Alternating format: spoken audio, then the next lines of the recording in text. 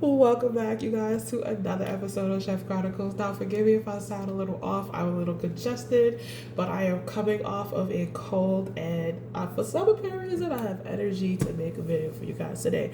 So, today's video is all about making mascarpone cheese, right? Mascarpone cheese is a rich, sweet Italian cheese that's made by curdling cream with acid.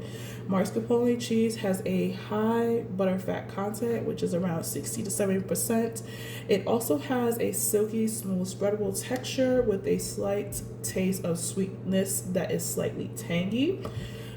Many people know that mascarpone cheese is originated from Italy, and it is around the 16th, 17th century where it's first found. Mascarpone cheese is used in desserts, most as tiramisu.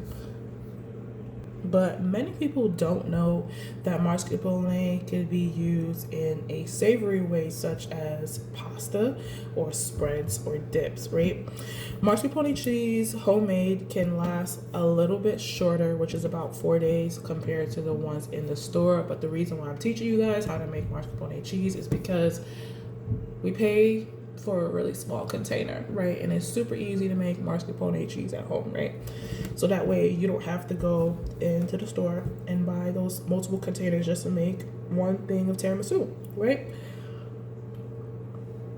Keep in mind that you can keep it refrigerated, but if you do decide to freeze it, mascarpone cheese will definitely lose its texture once it's frozen. So if you do have a purpose for it to use it after it's been frozen, definitely use it like pastas and stuff like that, or dips, because it definitely has a different texture taste once you try to make it with tiramisu, or it won't work.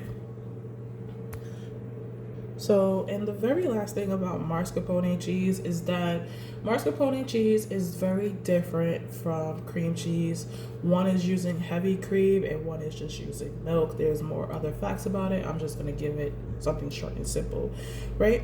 So we're going to go ahead and get started. I was just grabbing all my ingredients so that way I don't have nothing out, and I just want to drop that to y'all now. Okay, so the things that you're going to need is a stainless steel pot, right? Next thing you're going to need is a thermometer that is good. It could be a digital thermometer or whatever thermometer that you have at the home. Then you're going to need a whisk. And the next thing you're going to also need is like measuring cups and like tablespoons and stuff. Then you're going to need lemon juice and heavy whipping cream. So what we're going to do is do a 2-to-1 ratio. Now you can definitely play around with this ratio, or you can make more. Just keep in mind that when you are making a double batch, you may have to have a bigger strainer for that, and that's about it, I think. So in a pot, you're going to need 2 cups of heavy cream,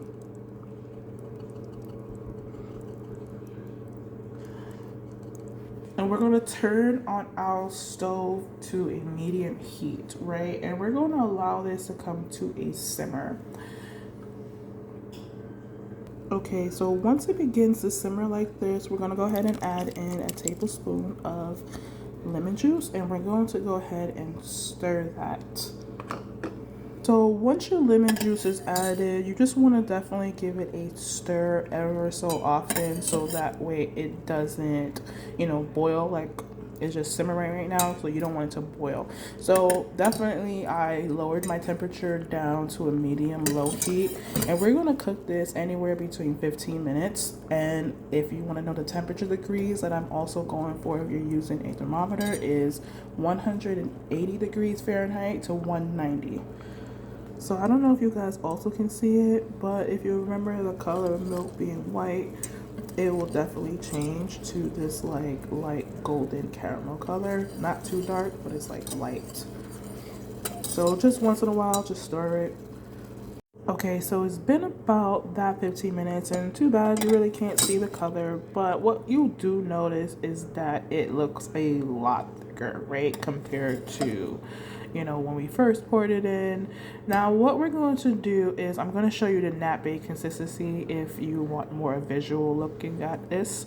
So we're going to take this back to spoon, and voila. So once it looks like that, and you could just take your hand and run right through it, boom, you got that beautiful nappe consistency, right? So once that time is up and it definitely reaches that 180 to 190 degrees Fahrenheit, we're going to go ahead and cool it down for roughly around 10 minutes. Just like so.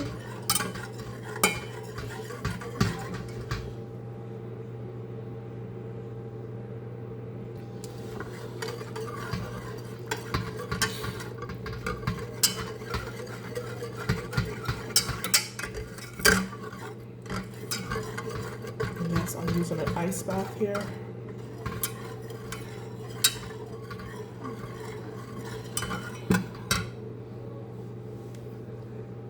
Okay, so after the 10 minutes, you definitely want to get another bowl, strain and some cheesecloth.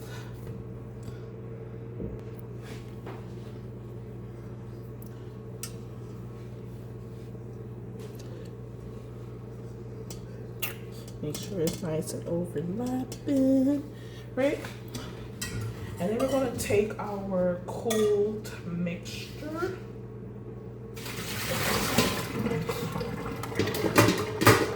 And we're going to pour it in this strained lime cheesecloth. Make sure you grab every nook and cranny out.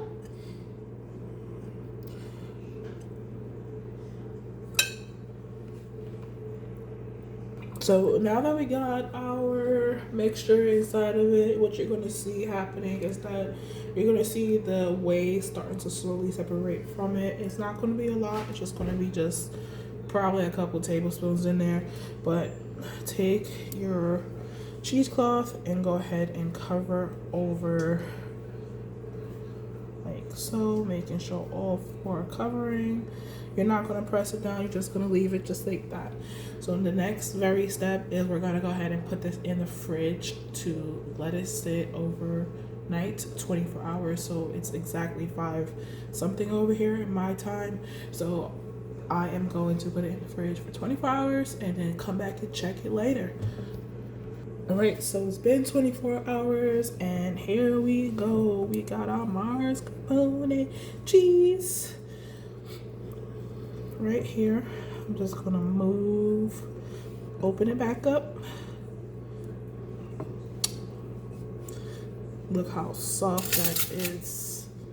Like I said, mascarpone is very soft, so we're just gonna use a spoon and scoop it off of our cheesecloth.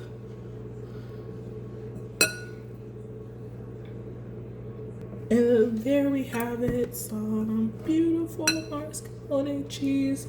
So definitely go ahead and take your mascarpone cheese and use it for whatever your purpose is. If you are going to store it away, you're just trying to make it ahead to get it a day out early, just do it in their airtight container, label it and date it with the day's date and what it is, and use it within 4 days. Now, like me, I'm gonna go ahead and use mine really quickly. So other than that, I hope you guys like this episode, right? And you know something, I'm gonna leave you guys with a good positive note. Change starts with you. Be that change that you want to see in the world. See you later.